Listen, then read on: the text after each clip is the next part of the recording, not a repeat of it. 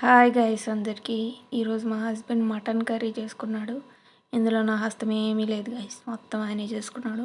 ఒక్క ముక్క కూడా మిగిల్చకుండా తినేసాడు. నాకు మాత్రం ఈ మటన్ వాసనే పడదు గైస్.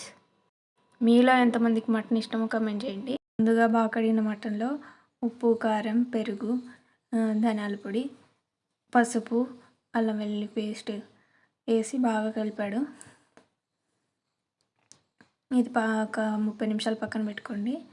తర్వాత ఒక టమాటా, ఒక ఉల్లిగడ్డ మిక్సీకి వేసి ప్యాన్లో కొంచెం ఆయిల్ వేసి ఆ టమాటా ఉల్లిగడ్డ పేస్ట్ ఉంది కదా అది వేసేసి పచ్చివాసన పోయేంత వరకు బాగా వేపాడు.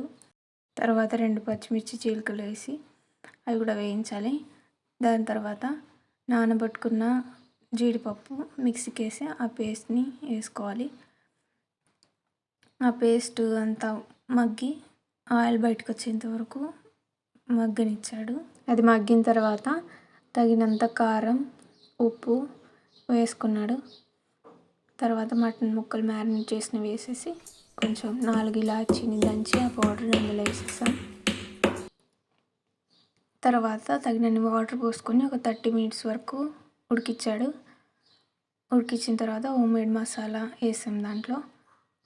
లాస్ట్లో కొంచెం కొత్తిమీరతో గార్నిష్ చేసుకుంటే సరిపోతుంది. మటన్ రెడ్ మీట్ కిందకి వస్తుంది కదా గైస్. మరి మటన్ హెల్దీయా కాదా? మీరేమనుకుంటున్నారు? చికెన్, ఫిష్ హెల్దీ అని విన్నాను, కానీ మళ్ళీ మటన్ లవర్స్ ఫీల్ అవుతారు. నాకనిపించింది. చూసారు కదా, ఎంజాయ్ చేయండి.